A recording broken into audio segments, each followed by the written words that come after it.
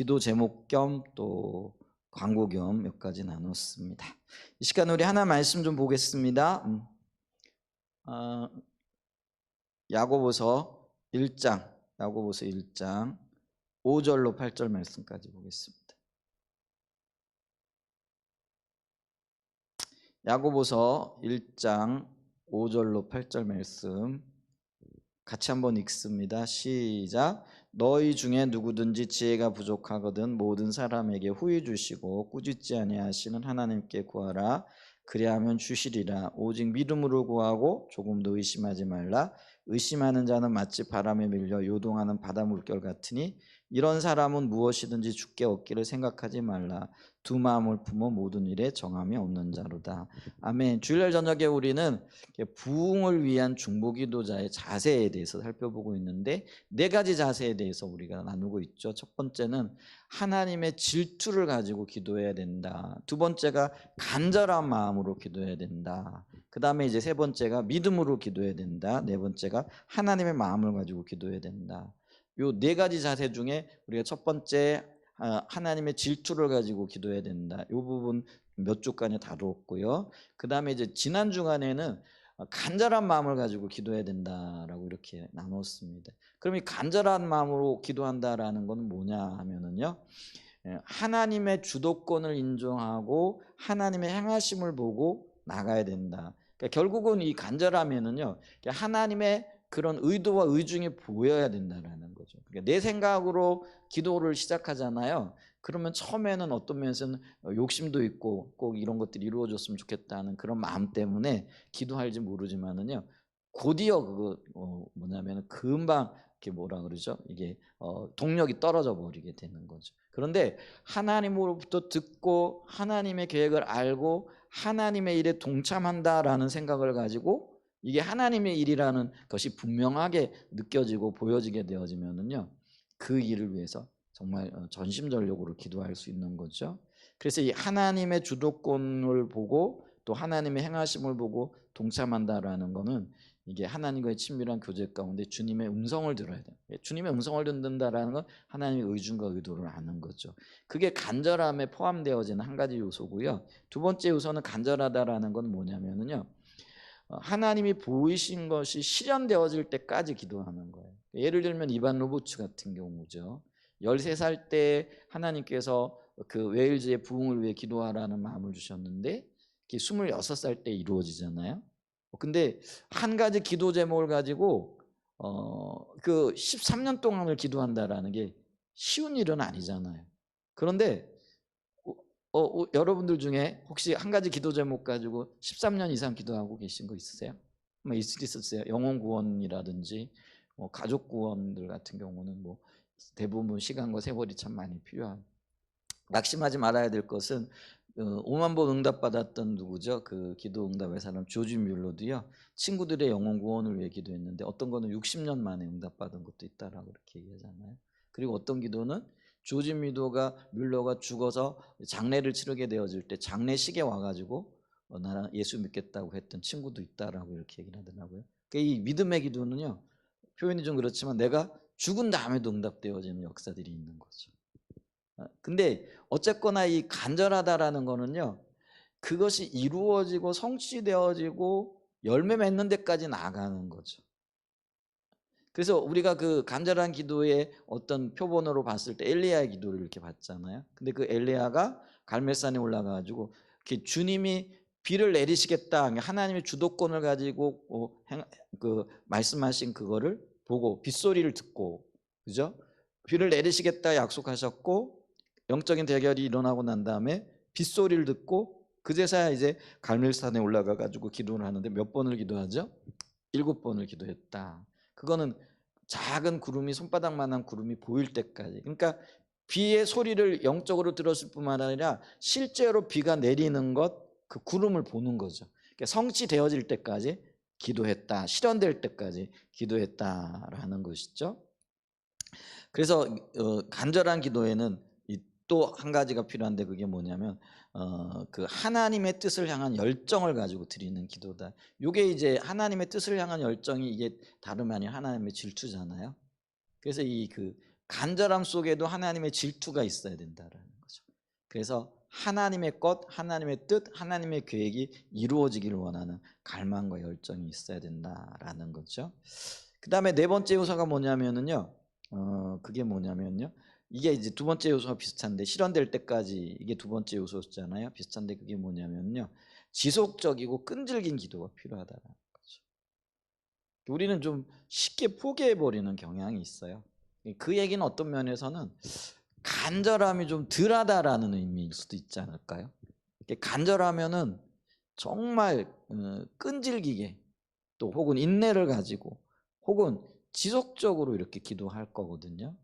근데 이게 조금 기도해 보다가 아이 힘들어, 응답이 없는 것 같아, 그러면 쉽게 포기해 버리는 우리 자신을 이렇게 발견하게 되어지잖아요. 그래서 이 지속적이고 간절한 기도의 어떤 그 성경적인 예를 찾아보면은 안나의 기도, 그 안나 선지자잖아요. 그 안나 선지자가 84세까지 살았다라는 건지 아니면 84년 동안 기도했다는지 명확하지는 않아요. 근데 어쨌거나 84세까지 혹은 84년 동안을 한 가지 기도 제목을 가지고 기도하죠. 그게 뭐냐면 주의 얼굴을 보리라는 거, 메시아의 얼굴을 보리라는 거, 그거 붙잡고요. 야, 참 오랜 세월, 오랜 기간 동안 기도하죠. 그리고 끝내는 어떻게 하죠? 메시아의 얼굴을 보죠. 비록 어린아이의 얼굴이지만 예수님의 얼굴을 보았던 것들. 근데 이런 일이 이루어지기 위하여 안나 선지자는요, 밤낮으로 뭐하며 기도했다고 성경이 얘기하고 있느냐면 금식하며 기도했더라, 이렇게 얘기를 하는 거죠. 갈망이 있고 열정이 있으면 기도하게 되고, 기도하되 정말 금식하면서까지 기도하는 그런 역사들이 있게 되어지는 거죠. 그래서 우리가 이 간절한 기도, 그래서 그 회복과 부흥을 갈망하고 교회가 세워지기를 원하고, 이제 그런 영역에 있어서 이 간절한 기도가 좀 필요한 것 같고요. 오늘 어떤 면에서는 우리 교회에 참 필요한 기도의 영역이 간절한 기도인 것 같아요. 제 안에 간절함이 있어야 되고, 또 여러분 안에 교회가 회복되어지고, 회복된 교회가 정말 세상을 향하여 영향력을 발휘할 수 있는 그런 교회가 되어지기를 위하여 우리가 좀 끈질기게 갈망을 가지고 이렇게 기도하는 자리에 서야 되지 않을까 하는 그런 마음을 가져보는데요. 이 모라비안 교도들의 모라비안 형제단이라 이렇게 얘기를 하죠. 중보기도가 100년 동안 지속이 되어졌다, 역사적으로 이렇게 얘기를 하고 있잖아요. 그만큼 간절함이 있었던 기도였던 것 같습니다. 그게 이제 지난 주간에 살펴봤던 거고요. 이제 오늘 이제 세 번째 시간에는 뭐냐면은요, 기도하되 간절함을 가지되 믿음을 가지고 기도하라라는 거죠. 그래서 이 믿음은 어떤 면에서는요, 인격체 대신 하나님 그분을 신뢰하는 거잖아요. 그래서 우리가 믿음을 얘기할 때 상황에 대한 인식도 아니고, 또 뭐 환경을 바라보는 것도 아니고, 사람을 신뢰하는 것도 아니고, 그런 모든 것들이 불리하다고 할지라도 아까 제가 우리의 어떤 전도 현실 혹은 복음의 어떤 현실을 볼 때는 정말 많이 달라졌잖아요. 그렇죠? 한때는 이 복음이 혹은 교회가 세상으로부터 굉장히 환영받던 시기가 있었어요. 50년 전, 60년, 아니 3, 40년 전, 뭐 그래도 2, 30년 전만 해도 그런 일들이 있었잖아요. 그래서 교회 다닌다 그러면은 그래도 정직한 사람들, 교회가 세상을 향하여 선한 일을 하고 있다, 그래서 교회가 국가를 위해서 필요한 조직이고 존재다, 이렇게까지 얘기를 했거든요. 근데 이제 요즘은 뭐예요? 마치 교회를 이 사회의 표현이 좀 지나치지만은 쓸모없는 어떤 조직인 것처럼, 교회 다니는 사람들은 다 이상한 사람들이고, 교회 세상에 대하여 이게 해악을 끼치는 그런 어떤 단체들, 우리가 좀 코로나 시기를 겪으면서 그런 것들을 많이 봤잖아요. 교회를 향한 많은 어떤 비난의 손길들, 소리들, 뭐 이런 것들을 좀 들었고요. 최근에 또 보니까요, 이제 이단들에 의해 가지고 교회가 어떤 면에서는 처참하게 무너지죠. 그래서 우리가 코로나 시기에는 신천지 때문에, 요즘은 또 최근에는 뭐 JMS 때문에 교회가 진짜 이상하게 되어져 갔다. 이상하게 되어간 게 아니라 교회는 원래 그대로 자기 길을 걸어가고 있는데 교회를 인식하는 이 인식들이 너무나 지금 바뀌어가고 있는 것들을 이렇게 보잖아요. 근데 우리가 이런 걸 보면은 이제 교회 시대가 끝났나? 저물어 가나? 교회는 소망이 없는 건가? 이런 생각을 우리가 할 수도 있을 거라는 거죠. 그래서 그런 것들 때문에 어떤 사람들은 믿음이 없거나 주님을 못 만난 사람은요, 그래도 교회는 뭐 다니다가 교회를 이탈하는 사람들이 점점 생겨나는 거죠. 그래서 지금 어떤 면에서는요, 교회 다니다가 안 다니는 분들이 그런 여러 가지 핑계를 대는 이제 이런 현상들이 있을 수 있다라는 거죠. 근데 그럼에도 불구하고 우리가 교회가 소망이고 복음이 소망이라는 것은 하나님이 살아계시기 때문에 그렇습니다. 아멘. 하나님은 어제나 오늘이나 영원토록 동일하신 분이고요. 그분은 지금도 살아계시고 지금도 일하고 계시고 지금도 묵묵히 자신의 일을 이루어 가시는 분이라는 거죠. 근데 우리의 믿음의 근거가 이렇게 살아계셔서 역사하시는 하나님이 되어져야 된다라는 겁니다. 근데 이런 세상 풍파 가운데 우리의 믿음을 지킬 수 있는 그런 방법이 뭐냐면은요, 주님과의 친밀한 관계를 추구하는 거죠. 만약에 주님과의 관계가 안 돼 있으면은요, 이런 외부적인 환경이나 외부적인 어떤 상황이 변화되어지면은요, 우리도 그 상황과 환경에 따라 변화되어져 갈 수밖에 없는 거죠. 근데 주님과의 관계가 우리가 열려져 있게 되어지면 우리는 그분을 신뢰하고 그분을 붙잡게 되어지는 거죠.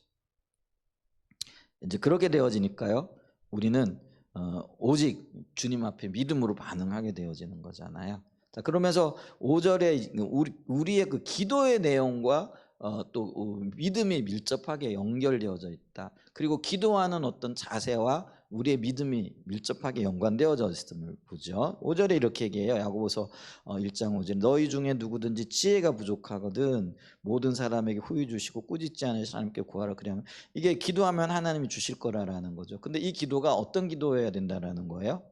믿음에 의한 기도 혹은 믿음을 갖고 구하는 기도가 되어져야 된다라는 거죠.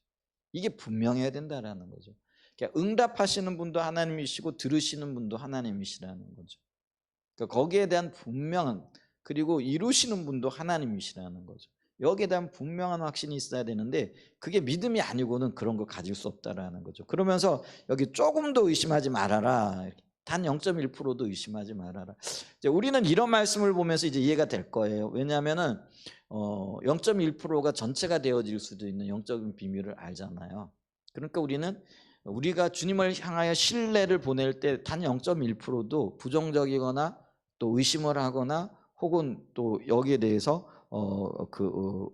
불신을 하게 되어지면은 그게 믿음이 아니라라는 거죠. 그래서 여기 보면 조금도 의심하지 말아라 이렇게 얘기해요. 그러면서 의심하는 건 뭐냐면은요, 마치 바람에 밀려 요동하는 바다 물결 같으니. 바다 물결은 어때요? 항상 출렁이잖아요. 그죠? 외부적인 영향을 받잖아요. 바람이 불어오고, 여러분 바다 물결은요, 아무리 잔잔한 바람이 불어도 이게 출렁이는 거 아시죠? 큰 바람이 불어오면은 파도 치듯이 이렇게 하지만요, 조금만 바람이 불어도, 여러분 바닷가에 가서 한번 보십시오. 아니 여기 대청댐에 가가지고 물 가만히 보십시오. 아주 고요한 날씨에도요, 이렇게 움직이고 있어요. 출렁이고 있거든요. 근데 이게 외부적인 환경인 거. 근데 그게 하나님을 향한 의심을 가진 우리의 마음과 같다라는 거죠.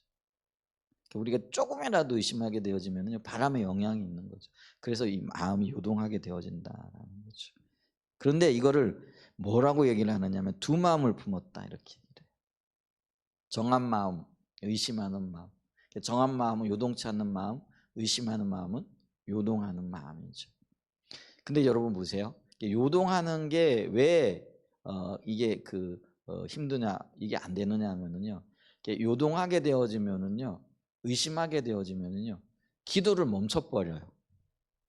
근데 이 기도가 간절함은 끈질긴 기도, 그리고 성취되어질 때까지의 기도라고 얘기했잖아요. 그러니까 하나님 우리에게 회복과 부흥, 그러니까 비전을 주셨는데 그 비전을 붙잡고 기도하는데 이게요, 우리의 마음이 요동하게 되어지면은 기도를 멈춰버리게 되어지는 거예요.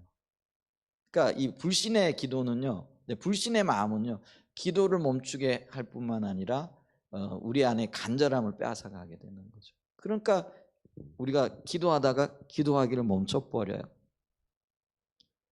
그러니까 이게 응답이 안 되어지는 거예요. 근데 이 믿음의 기도는 어떤 기도라고요? 간절함과 사실은 같이 가는 건데, 같이 가게 되어진다라는 거는요, 줄기차게 기도하는 거예요. 뭐 눈에 보이든 안 보이든, 성취되든 안 되든. 근데 어느 날 갑자기 문득 기도 응답의 역사가 있을 줄 믿습니다. 아멘. 그 기도가요, 지금 이 순간 일어날지 내일 아침에 일어날지 우리는 알지 못해요. 그러니까 어떻게 되는 거예요? 이루어질 때까지 기도해야 되는 거예요. 그런데 요동하게 되어지면은요, 이 기도를 멈춰버리게 되어진다라는 것이죠. 그러니까 이게 기도를 멈추니까 7절이 이렇게 되는 거예요. 이런 사람은 무엇이든지 주께 얻기를 생각하지 말아라. 기도를 멈췄는데 어떻게 얻을 수 있겠어요? 그래서 어떤 면에서는요, 믿음의 기도는 끝까지 가는 기도인 거예요. 왜냐하면 의심하지 않거든요. 근데 의심하는 기도는 가다가 멈춰버려요. 그러니까 얻지 못하게 되어진다라는 것이죠. 그래서 우리가 이 그 믿음의 기도가 우리에게 굉장히 필요하다라는 것들을 기억을 해야 되겠고요. 그래서 예수님께서도요, 그 믿음이 있고 의심하지 않으면은 이렇게 말씀하시는데요.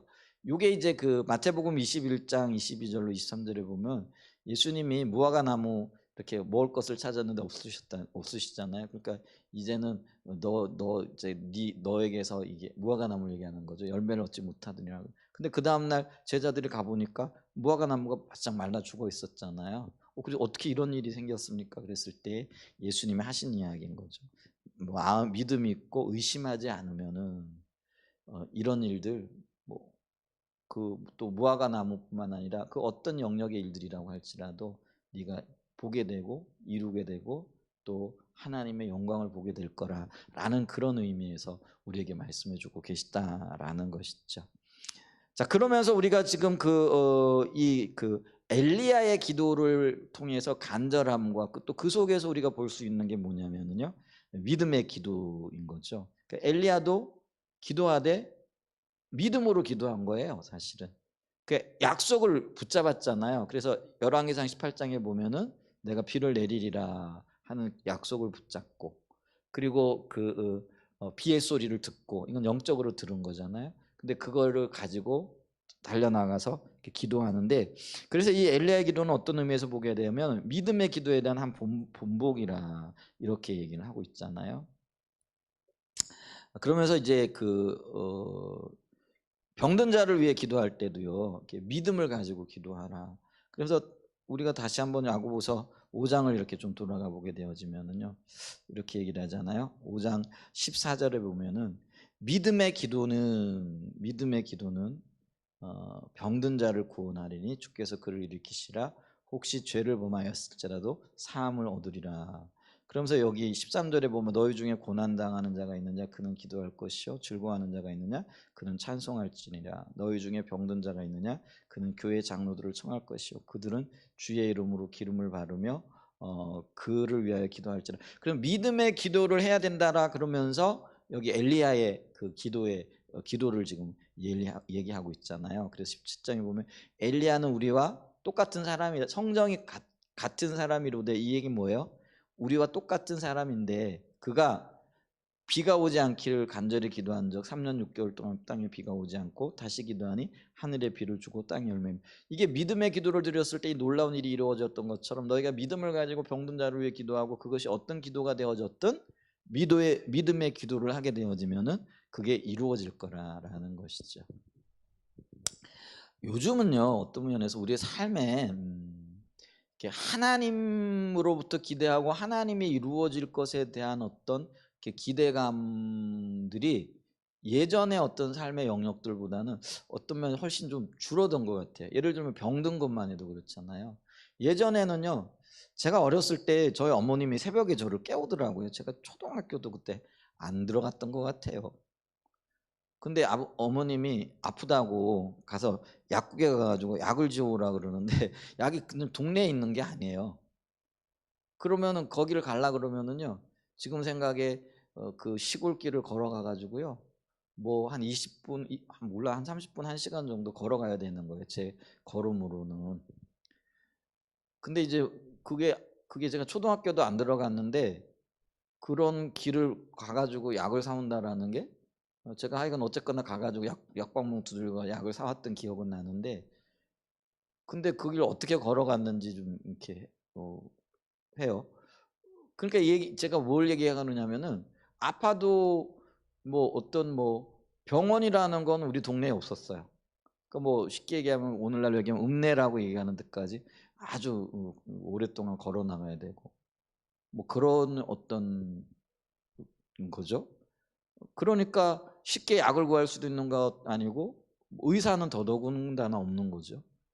뭐 그러니까 뭐 어디 가가지고 뭐 도움을 받을 수 있는 어떤 그런 게 없는 거죠. 그러니까 믿음의 사람들은 뭐예요?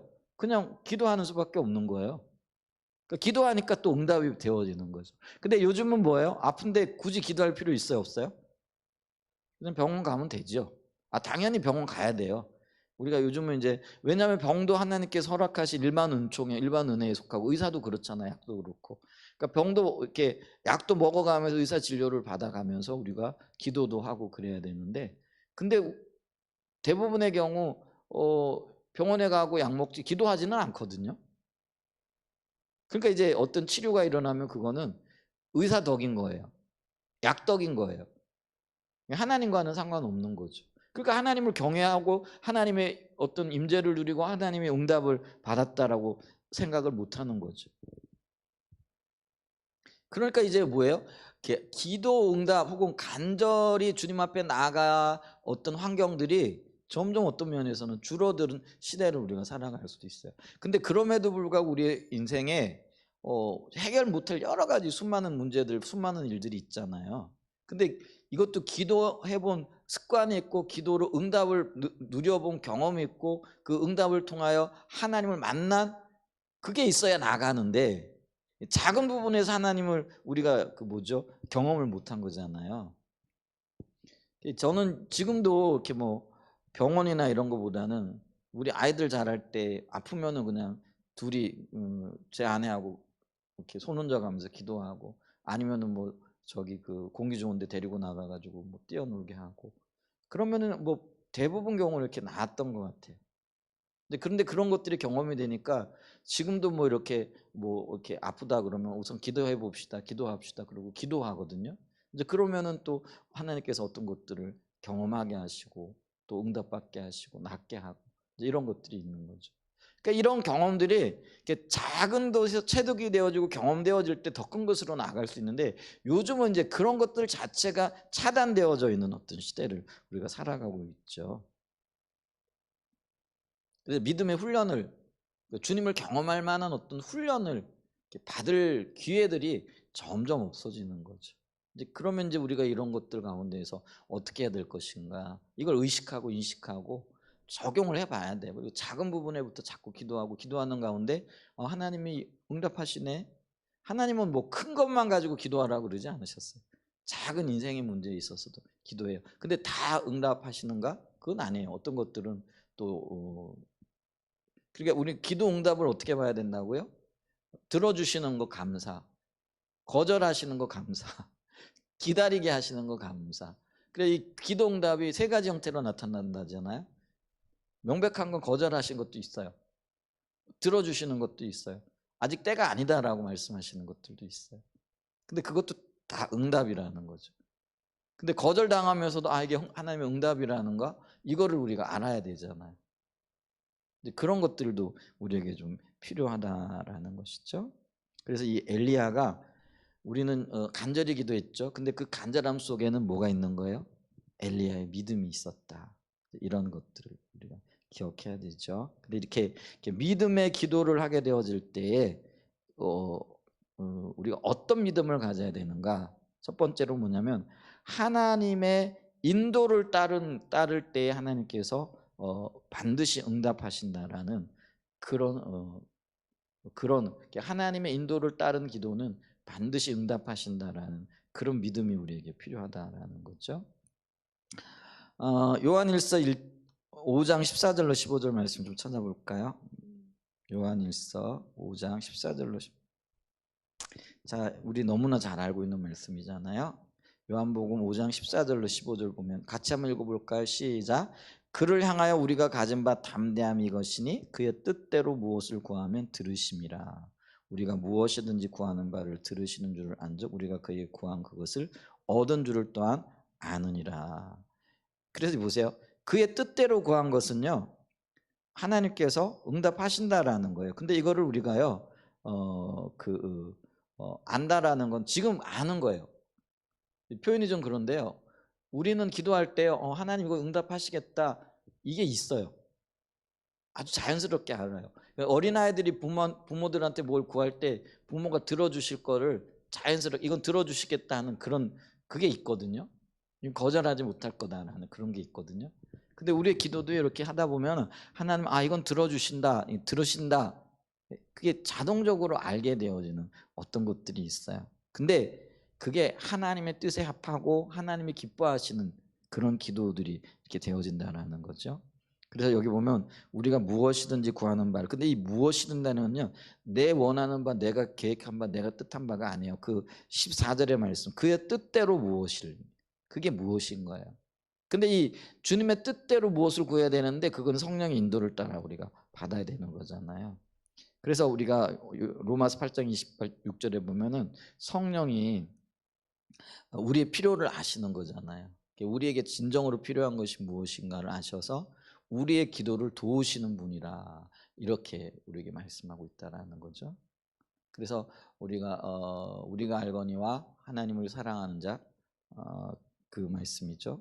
그래서 곧 그의 뜻대로 부르심인 자들 모든 것이 합력하여 선을 이룬다. 그래서 성령께서 우리에게 뜻을 보이시고요.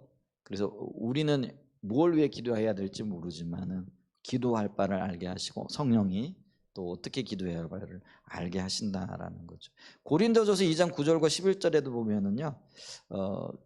하나님의 영이신 성령께서 우리로 하여금 깨닫게 하신다라고 이렇게 말씀을 하고 계시거든요. 그래서 우리가 그 성령의 인도를 받는 것이 무엇보다도 굉장히 중요하다라는 것들을, 그래서 우리가 가장 먼저는 뭐냐면 하나님의 뜻을 보여주시기를, 우리가 하나님의 뜻에 동참하고 동역하는 자 되기를 위하여 기도하게 나갈 때 그래서 성령 안에서 기도하는 법을 배워나가야 된다라는 거죠. 그래서 우리가 기억해야 될 게 있는데 그게 뭐냐면 우리의 회복과 부흥을 위한 기도, 그러니까 다음 세대를 세우는 기도, 혹은 선교적인 교회. 이게 선교적인 교회, 그러니까 우리가 조금 어려움을 느끼는 것 같은데요. 이 선교적인 교회라는 게 선교적인 교회가 따로 있는 게 아니에요. 그럼 뭐냐면 교회의 본질 자체가 선교적인 거예요. 그러니까 교회가 세움받은 목적이 뭐예요? 세상을 향하여 주님을 전하는 거잖아요. 그러니까 교회가 본질적으로 선교를 위해 부름받았다는 것, 그리고 교회가 이 선교적인 삶을 살아야 된다라는 분명한 인식을 갖는 그것이 선교적인 교회가 되어지는 거죠. 근데 오늘날 그게 가려져 있잖아요. 그래서 이제 그 선교를 이해하는 데 있어서만도 이 선교가 뭐냐면은 그냥 예수 믿고 천국 가는 것 정도, 그리고 예수 믿고 천국 가도록 그 역할을 감당하는 것, 이런 것으로 이렇게 축소되어져 있는 그것들이, 이게 이제 점점 어떤 면에서는 사단이 우리의 어떤 시야와 시각을 가려운 거잖아요. 근데 이제 이런 것들이 주님의 뜻대로 원래적인 의도 가운데 이렇게 선교적인 교회, 또 선교적인 본질적인 어떤 그런 목적을 회복을 해야 되는데, 그러기 위해서는 이 선교가 뭔가, 그 구원이 뭔가, 복음 전파의 목적이 뭔가 했을 때 단순하게 영혼 구원에만 초점이 있는 게 아니라는 거예요. 그럼 뭐예요? 이 땅의 모든 것들의, 모든 피조물들의 구원이라는 거예요. 그건 뭐냐면은요, 인간의 영혼 구원뿐만 아니라 사회, 정치, 경제, 문화, 군사, 혹은 자연과의 관계, 그래서 이 모든 이 땅의 피조물들이 하나님의 회복을 맛보고 하나님의 은혜를 누리고, 그리고 하나님의 그 계획을 알게 되어지는 자리로 나가도록 하는 거예요. 그래서 여기는요, 그래서 아까 얘기했잖아요. 정치, 경제, 사회, 문화, 예술, 이 모든 것들에 하나님의 의도가 살아나는 거예요. 그게 구원이거든요. 그게 원래 의미의 그 하나님의 의도였다라는 거죠. 근데 그것이 분명하게 인식되어져서 교회가 어디로 나가야 할 건가 이게 비춰지고, 그리고 교회가, 그리고 교회에 속한 모든 성도들이 그러한 삶을 살도록 부름받았다라는 걸 인식하고 방향을 그렇게 잡아 나가는 거예요. 이게 선교적인 교회라는 거지. 그러기 위해서 우리가 그 선교적인 교회 그러면서 일의 소명 뭐 이런 것들 얘기를 하잖아요. 근데 이게 우리는 이제 예를 들면은 복음 전하는 거 그러면은 영혼 구원하는 그것만 이렇게 집중되어져서 뭐 선교사로 나가는 거, 목회 일하는 거 뭐 이런 것들에 초점을 맞췄잖아요. 근데 그게 아니라는 거예요. 우리의 삶의 모든, 그러니까 일터 자체가, 우리가 행하는 모든 일 자체가 하나님의 구원을 위한 거라는 거. 그러니까 이게 일의 소명을 보는 거예요. 그리고 그게 선교라는 거를 우리가 살펴보는 거예요.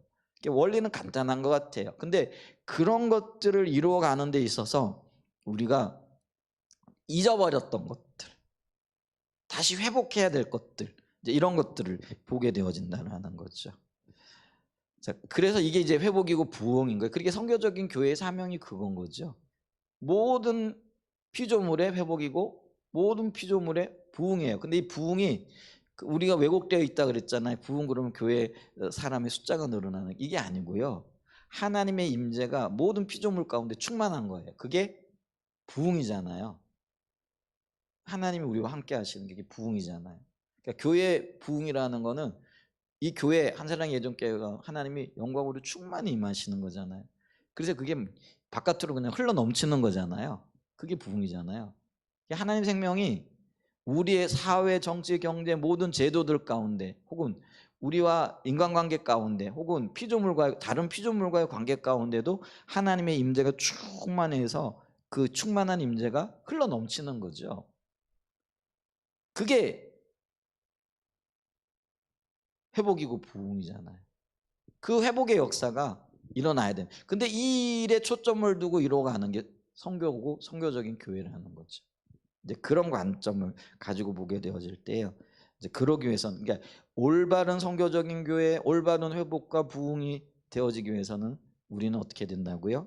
철저하게 성령의 인도를 따라 기도해 나가야 된다라는 거죠. 그래서 우리가 중보 기도를 이렇게 볼 때도 하나님의 패턴을 가지고 계시다 그랬잖아요. 하나님의 때가 되면 하나님께서 뭐예요? 하나님의 의도와 의중을 보이신다 그랬잖아요. 그러면 하나님의 사람들이 그 하나님의 의중과 의도를 보고 기도하고, 기도하면 응답되어지는, 그러면 그걸 하나님이, 그거는 기도자들이 이루었다 이렇게 하신다. 중보 기도의 패턴 우리가 살펴봤잖아요. 근데 이제 하나님의 때에 하나님의 일을 보이시는, 이게 성령이 하시는 일이라는 거죠. 그래서 우리가 그걸 봐야 되는 거죠. 그걸 보기 위해서는 또 이게 우리가 주님과의 친밀한 관계 가운데 머물러 있어야만이 그게 가능하다라는 것이죠. 그래서 지금 우리가 기도해야 될 것, 하나님의 약속과 하나님의 계획을 보고 나아가야 된다는 거죠. 그러면 하나님이 그 하나님의 계획과 하나님의 뜻을 보고 기도하는 그것을 보시고 이루어가는 거죠.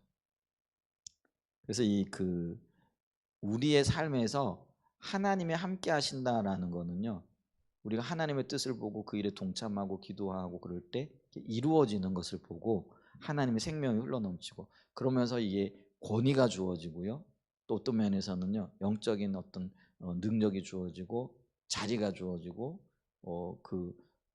그런 어떤 역사들이 있게 되어지는 거죠. 표현이 좀 그런데요. 내가 어떤 자리를 차지하고 있어서 영적인 권위가 주어지는 건 아니잖아요. 그래서 하나님과의 관계 속에서 저분을 보니까 하나님 함께 하시네, 하나님이 놀랍도록 뒷받침하고 계시네, 그게 이제 어떤 기도 응답의 열매들이잖아요. 삶의 열매들이죠. 그걸 보고 저분은 영적인 능력 있는 분이네, 그러면 자연스럽게 어떻게 되는 거예요? 그 권위에 들어가게 되어지는 거죠. 우리가 우리의 어떤 권위들을요, 뭐라 그럴까요? 이렇게 자기 스스로 세우려고 하지 말고요, 하나님이 세우실 수 있도록, 하나님이 세워 주시도록, 그러기 위해서는 우리가 성령의 인도를 따라서 성령의 인도를 보고 성령의 일에 협조하면서 기도하는 거죠. 그걸 통해서 우리의 삶에 하나님이 하시는 그런 일들이 나타나게 되어진다는 거죠. 그럼 자연스럽게 영적인 권위가 세워지고 회복되어지는 것들을 이렇게 보죠. 근데 이런 것들을 이뤄 나가기 위해서는요, 이게 시간이 필요하고 세월이 필요하고 믿음이 필요한 영역이더라라는 거죠. 그래서 우리가 이 중보기도의 또 다른 한 요소가 뭐냐면은요, 믿음으로 믿음을 가지고 그리고 믿음의 삶을 살아가면서 하나님의 영광을 이렇게 이루어 나가야 될 텐데요. 그런 은혜가 저와 여러분의 삶 가운데 있으시기를 예수님의 이름으로 간절히 축복하고 축원드립니다. 아멘. 네, 오늘 여기까지 좀 보죠. 자, 그래서 세 가지 봤습니다. 하나님의 질투 필요하고요, 간절함이 필요하고요, 그 다음에 믿음으로 우리가 살아가는. 그 다음에 이제 하나님의 마음이 필요한데, 그거는 다음 주에 좀 간단하게 또 좀 살펴보도록 이렇게 하겠습니다.